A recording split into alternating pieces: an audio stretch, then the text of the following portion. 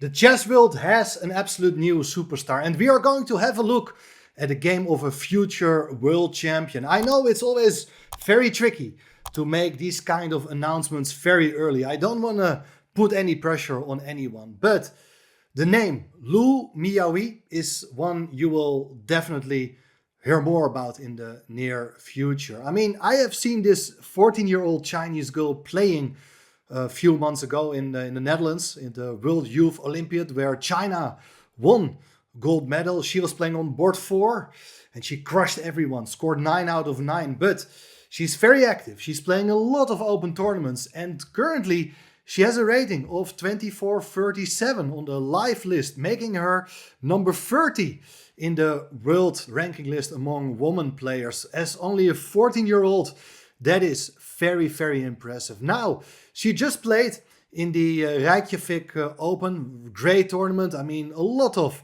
future stars have played there in the past as well. So it was great to see her play there. She was competing with a lot of strong grandmasters, making quite a number of impressive results, including a draw against the legendary Vasily Ivanchuk, but also some other young grandmasters. But in this video, I'm going to show you one fantastic game she played in round 7 against the British grandmaster Daniel Fernandez. Let's have a look at that game. She's playing with the black pieces, and the reason why I believe she's a future champion, it will all be talked about in this video. I mean, she basically has it all. Clear tactical vision, beautiful tactical attacking ideas, and also a very good positional sense. Let's have a look. Daniel Fernandez starts here with the move c4, knight f6, knight f3, e6. And we get to see some sort of Catalan opening. d5, bishop g2, bishop e7, both sides castle. And of course, if you do play d4, we have the main lines of the Catalan, which are normally reached via the move order starting on move 1 with the move d2, d4. But by going for this move order, white players usually they want to refrain from occupying the center with their pawns. And with the move b3, you're preparing to put the bishop on b2, aiming for double fianchetto. Anticipating white's plan, black plays the very principled move d4. So that now if you do put the bishop on b2, the bishop is kind of restricted and not doing that much. It will hit the pawn on d4, but black is ready to support it with the move c5. e3 is played to challenge that pawn on d4. And normally black doesn't really want to take. You want to keep your grip in the center and you play the move c5. This is still a very well-known theory.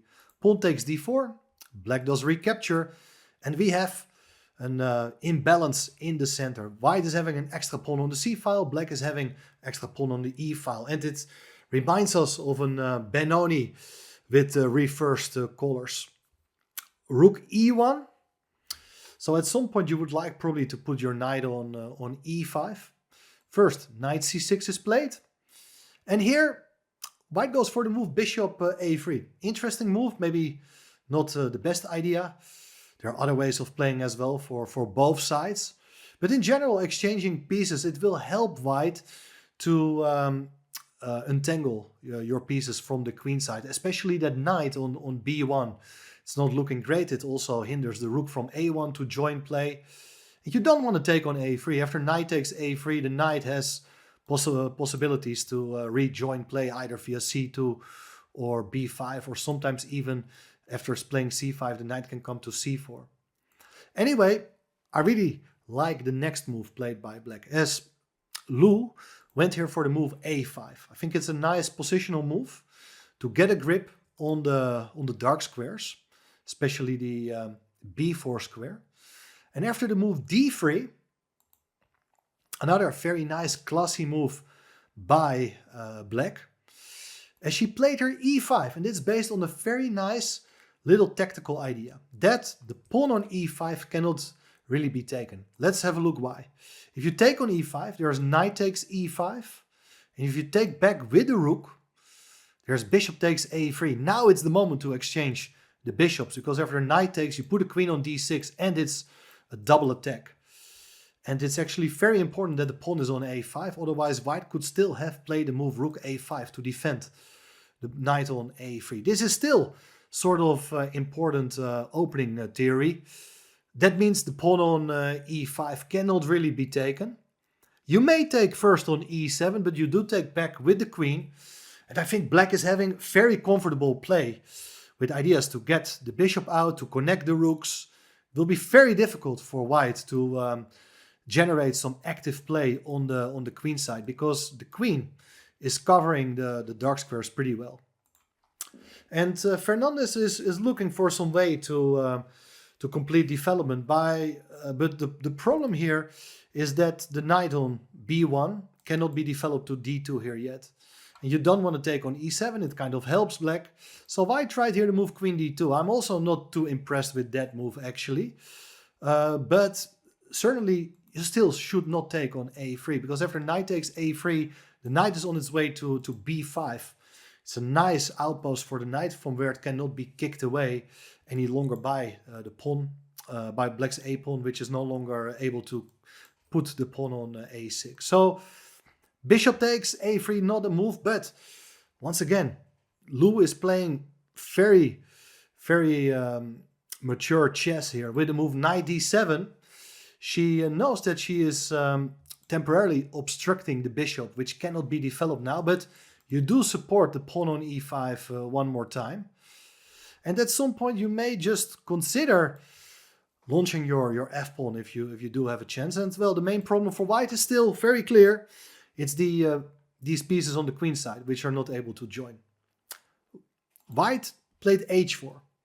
I think the idea is that if black tries to play aggressively, you can always use the g5 square, or after the move h6, black is covering g5, so the knight can never come there. White's idea was to play h5 to create some counterplay perhaps. If the bishop will be exchanged, maybe the knight can come to h4. And then the diagonal for the bishop will be opened as well. But black is still very much in control. Rook e8, overprotecting the center. And you see that black, if white cannot do much, black is having the upper hand in the center. And here, clear admission that things have not gone the way Fernandez had been hoping for. He decided to go back with the queen to d1. And frankly, I fail to understand his thought process here. Bishop takes a3, knight takes a3 was played now. And the reason you do it now is that the knight comes to c5. The knight is fantastically placed here, thanks to the pawn on a5 covering the b4 square. And next, the bishop is coming to f5 when the pawn on d3 will be hit by both the bishop and the knight. Well, what should white do? Not easy to say. Something like knight c2 will be met by bishop f5. You may still go back to f1 to defend the pawn on d3, but after bishop g4, here we see the knight is pinned, but also the pawn on h5 can be taken on the next move. So a lot of problems here, which explains that instead of knight c2, knight h4 was played, preventing the bishop from coming to f5.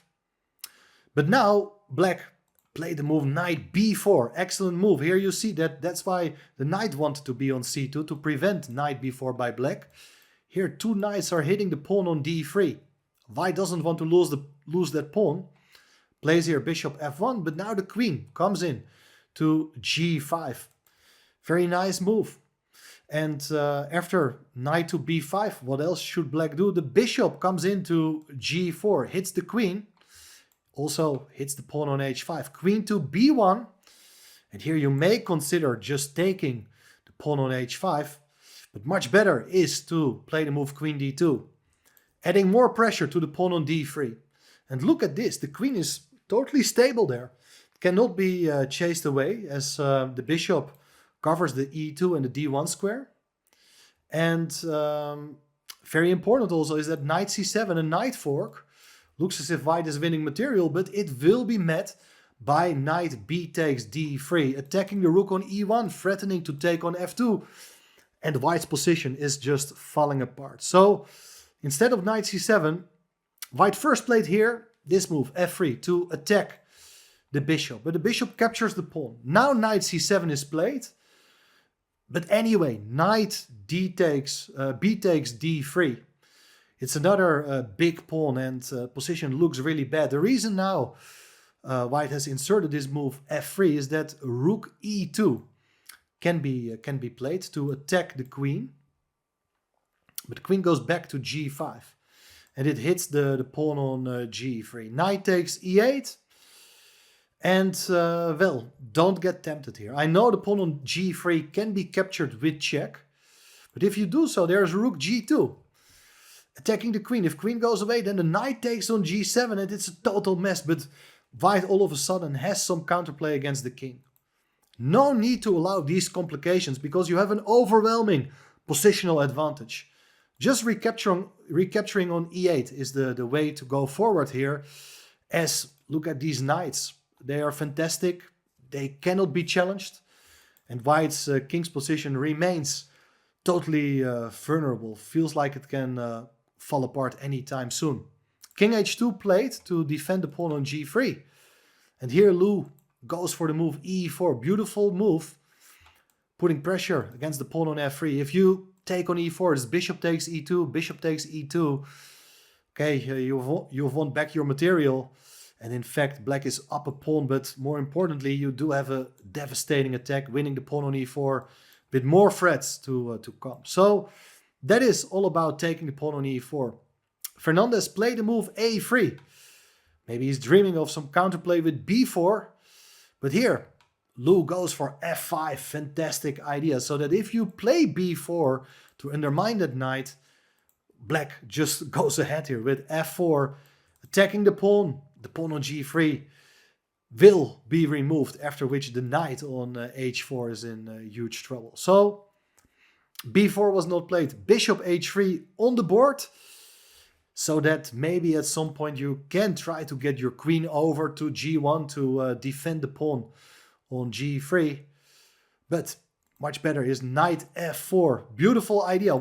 Again, making use of the fact that the pawn cannot really leave the g3 square. Then you can even take first with check on f4. After king goes away, you take on h4, and soon the pawn on f3 will be captured. Look at these pawns. You don't have to do the material count. You can just see that white's pieces are terribly misplaced. Position plays itself. Everything is hanging. After knight f4, rook e1. Played by Fernandez. Knight takes h3. King takes h3.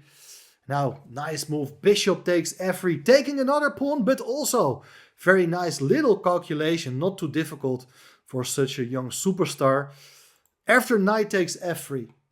Attacking the queen. It looks as if the pawn is pinned. But anyway, you're gonna take it. After e takes f3, rook takes e8, check. The king goes away. In this particular line, it's two rooks versus a knight. You're hitting the rook on e8, but black is also threatening checkmate in one, thanks to the pawn on f3 guarding the g2 square. If king goes away to h2, then it's queen d2 with check. And the queen will come to g2 on the next move. If the queen, king goes back, queen g2, king h4, queen h2, it's checkmate. So here you see bishop takes f3. Big move. White played b4, but then the queen comes into g4 with check. King got to go back, and black can totally ignore the queen side. I mean, you have just such an overwhelming position on the other side of the board. f4 is just a really good move. If you take the knight, it's checkmate with the queen on g3. That's very simple. If you take on f4, then the knight will be captured, king g1, and it's also checkmate in just a few moves. So in the game, Fernandez went for knight takes f3. And look at this, queen takes g3 with check. King has to go to h1, queen takes f3, king g1. And it's not something I've seen before, or at least I cannot recall it, but practically black is having 5 connected passed pawns with a knight, with a rook, with an open king. It's one of the worst positions I've seen in a recent Grandmaster game. Rook e6, of course, bringing more pieces into the attack. Rook g6 is threatened. Rook a2 played, but it doesn't stop the main threat. There's rook g6 played here. King h2. And now it's queen h5 with ladder mate at the g and h file. So white lost this game. Very impressive win. My favorite game of Lu in this event. And well, I know that for a long time already. She's just a great player. Great attacking play. She loves to play for the initiative. She has good openings, probably receiving very good coaching from the Chinese players. And I would not be surprised if she will be fighting for the World Championship title in the near future. She will not play in the candidates tournament this time. This comes too early. In 2 weeks, she's not qualified for that. But I wouldn't rule out that she will make it to the next cycle. But okay, then she will have to compete against the strongest female players in the world. She's only 14 years old. She has still plenty of time, but the earlier she makes it, the more exciting it will be for us. Let me know in the comments what you think about this game. Also, subscribe to the channel, and definitely I'm going to cover more games of Lu because she's one of my favorite female players of this time. Stay tuned for more exciting games and see you soon again. Bye bye.